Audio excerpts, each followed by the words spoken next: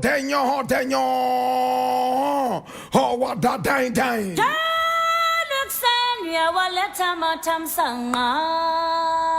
This.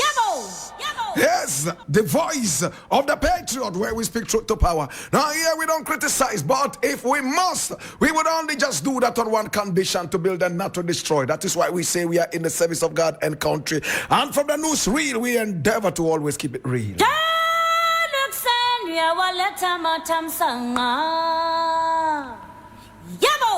My brother, my sister, this is the voice of the patriot.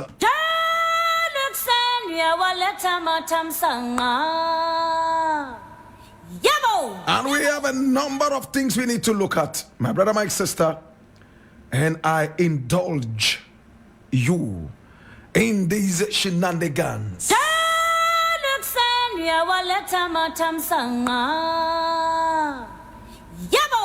My brother, my sister, now the very first story I want to look at is what is trending right now.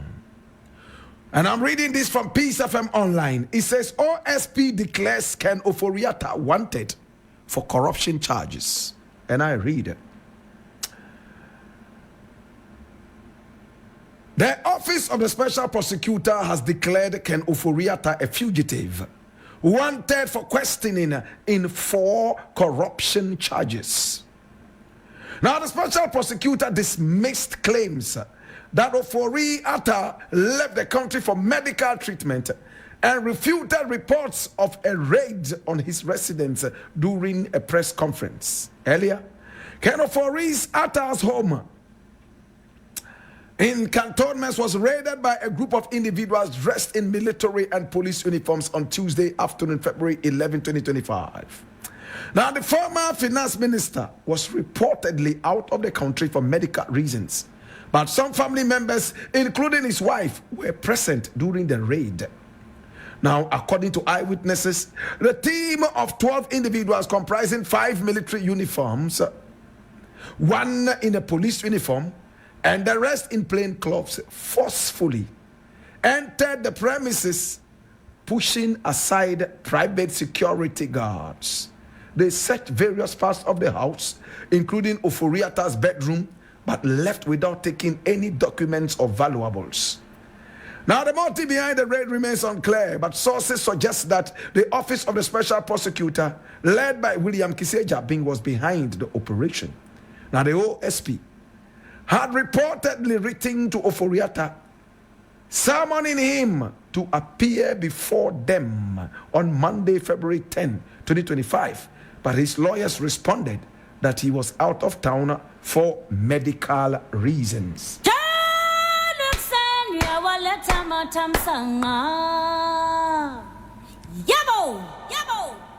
My brother, my sister, interesting things are happening in this country. And I need us to open our ears clearly and eyes as well. Now, OSP has decided to summon the former finance minister, who was elevated into a higher position after claims of corruption and malfeasance were leveled against him. His cousin, the president, in his own wisdom, I don't want to use the other word, wisdom in quotes, decided to elevate him, promote him, after the whole Ghana, including members of his own party, some of who were MPs, decried his very, very, very inefficient way of handling the economy. My brother, my sister, the arrogant president decided that every other person was wrong. He was the only person right alongside his own cousin, Ken Ofori Atta. Today, the OSP, who was almost hounded out of office, who claimed that there were bullet holes in his house, the extravagant OSP, my brother, my sister, is one of the most extravagant offices we have in this country. Bulletproof cars, houses are also bulletproof, and so on and so forth. His team is a money guzzling team. A team of people who are only ready to guzzle Ghana's resources in the name of fighting corruption. I was a fan of this OSP until he turned the OSP's office into a money guzzling machine. Bulletproof cars worth several thousands of American dollars. My brother, my sister, all in the allegation that some people were after his life. Well, let's put that aside and look at the matter that is substantial right now. Very substantial to us. Very evidential. Very, very important to us. And what has been given to us in evidence. My brother, my sister. Now, the smoking gun is this. Ken Ofori Atta is not in the country. And he claims that he's out there for medical reasons. Number two, Ken Ofori Atta, my brother, my sister, has made it clear that he's out of the country not to return anytime soon. In other words, it is infinite. Thirdly, my brother, my sister, may I just say this? Ken Ofori Atta claims that he's out of the country for medical reasons. It's an indictment on this government. And when I say this government, I mean his government that just left power. My brother, no hospital in Ghana is able to treat whatever disease this man has. Remember in the days of COVID, he didn't see any Ghanaian medical person worthy enough to deal with his medical situation. He flew out of this country at a time that the nation was seriously hemorrhaging.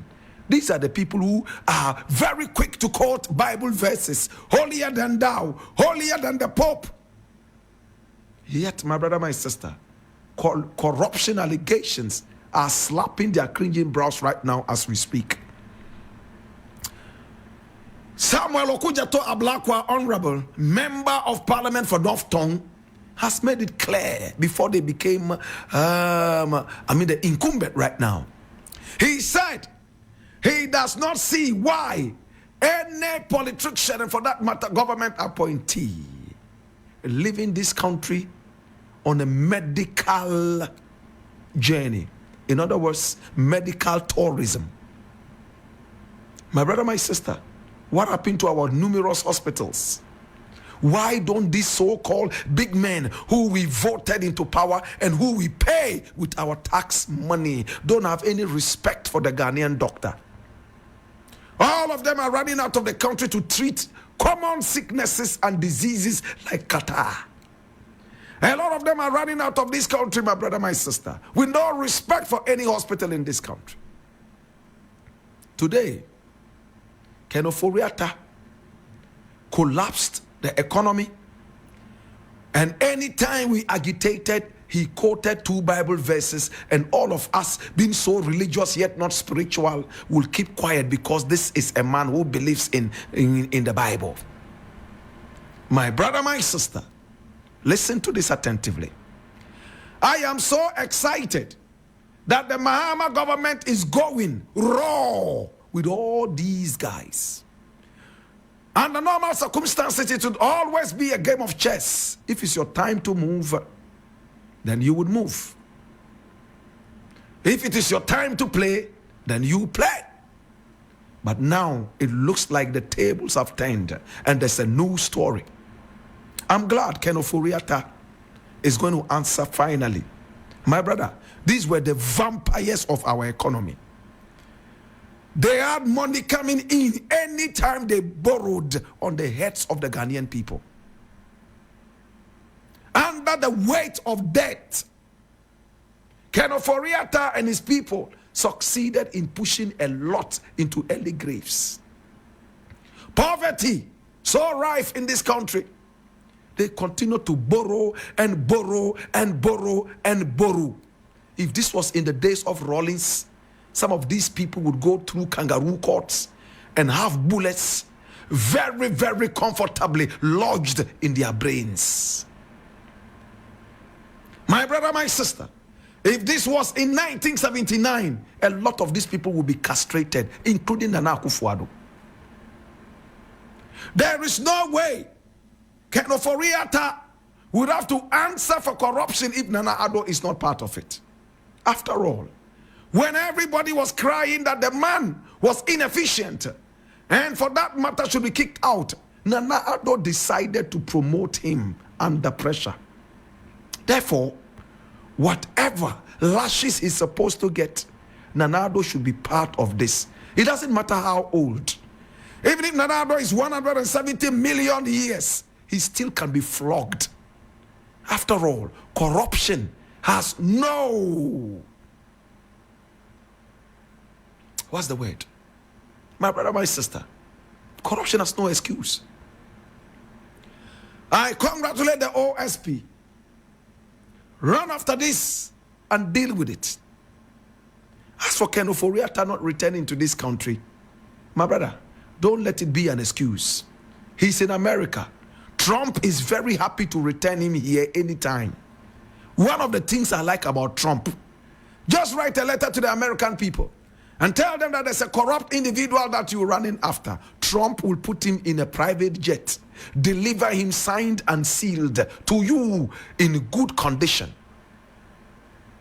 I want to see some of these people suffer for what they did to the ordinary Ghanaian.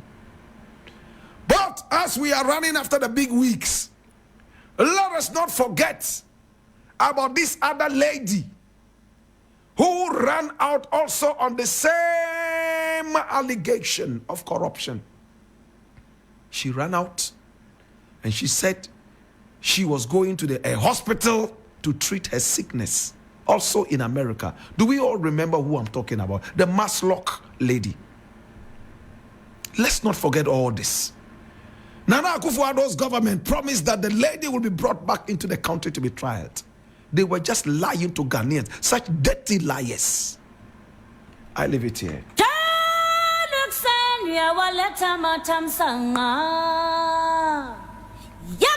Still on corruption, and this I'm reading from my own Tree News. It says, I've never received any invitation for investigation into alleged embezzlement at NPA. And this is Mustafa Hamid. How many of us remember Mustafa Hamid?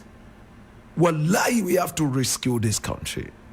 Wallahi, we have to rescue this country. We all remember him shedding tears and crying, saying that corruption had inundated the whole Ghana. I'm reading this before from my Joy Online, and it says OSP investigates alleged 1.3 billion embezzlement at NPA. And I read, now the Office of the Special Prosecutor has officially launched investigations into an alleged embezzlement of 1.3 billion Ghana cedis from the National Petroleum Authority, NPA. Now, during the press conference on February 12, Special Prosecutor Kisi Ajabing announced that the inquiry will focus on suspected corruption and related offenses involving funds misappropriated from the Unified Petroleum Pricing Fund. Now, this fund is intended to stabilize petroleum prices across the country. Ejabing noted that the investigation is primarily aimed at 4 individuals, including Jacob Amwa, the coordinator of the UPPF, Wendy Ashong Newman, Frida Tando, and the former NPA CEO, Mustafa Abdul Hamid. The OSP has commenced investigations into suspected corruption and corruption-related offenses in respect of an alleged embezzlement of 1.3 billion Ghana cedis from the Unified Petroleum Pricing Fund at the National Petroleum Authority. And this is the response of Mustafa Hamid. I have never received any invitation for investigation into alleged embezzlement at the NPA.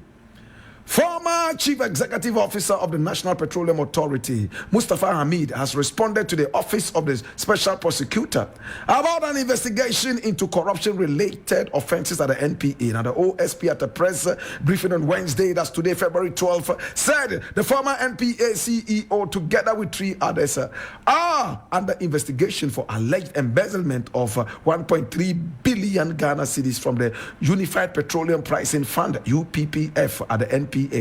Now, responding to these claims in a post on Facebook shortly after the OSP's address, Mustafa Hamid said, as of the time the OSP made the announcement, he has not received any investigation by any state investigative body for alleged embezzlement, neither is he under investigation for any alleged crime. And what did he write? I read, my attention has been drawn to an announcement by the Special Prosecutor, Mr. Kisia Jabing, that I am under investigations for some alleged embezzlement of funds at the Unified Petroleum Price Fund, UPPF, during my tenure as the Chief Executive of the National Petroleum Authority. As of this afternoon, I have never received any invitation by any state investigative body, nor have I been under investigation for any such alleged crime. However, I am willing to avail myself to assist in any investigations of the alleged embezzlement of funds.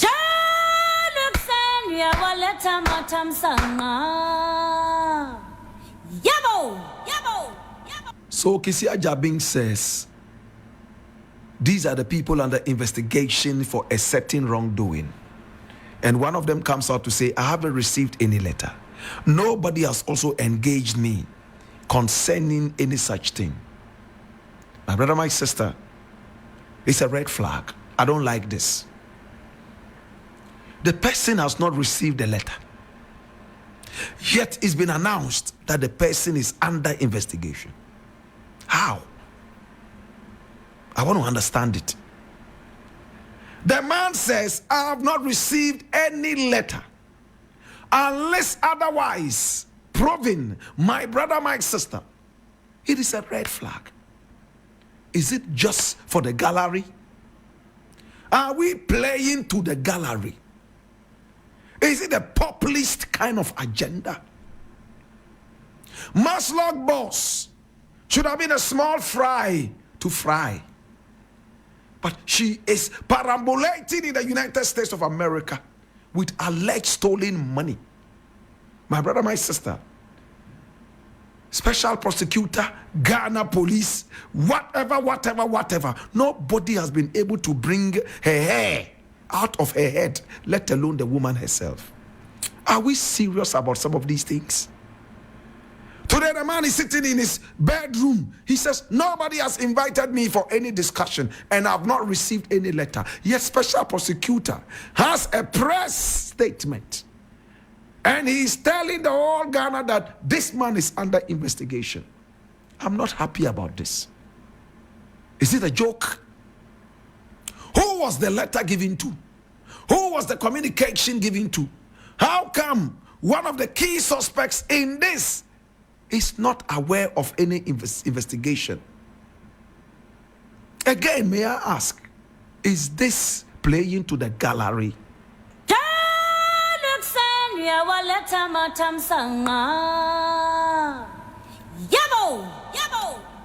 My brother, my sister, I am about to go.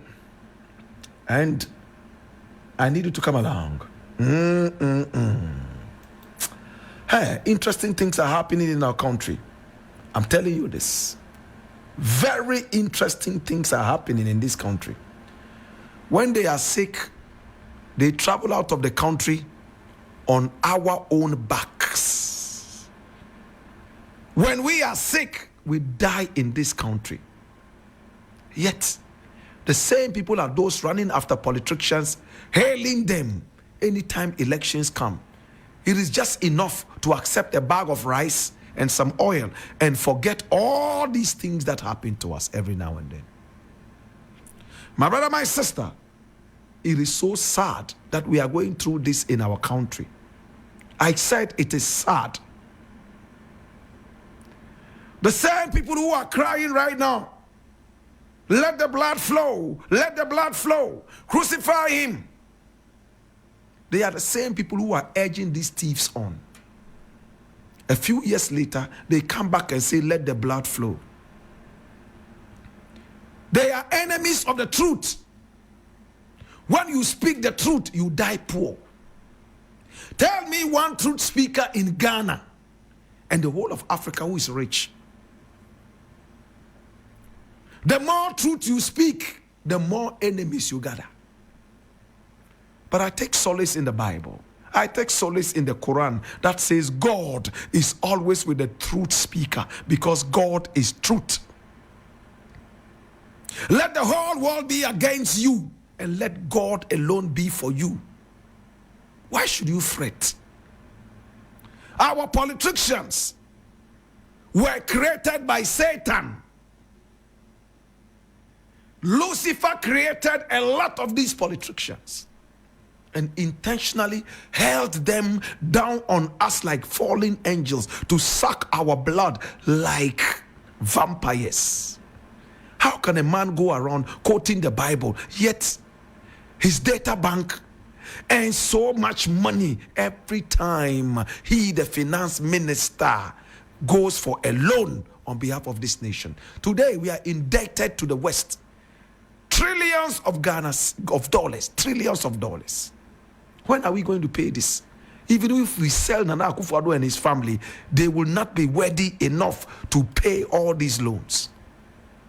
What did they do with the money? I'm glad Mahama is chasing all of them. This is the only thing that will let the people hail Mahama at the end of it all. And God will be pleased with you. You are sick. You know how to find doctors in America. How about us?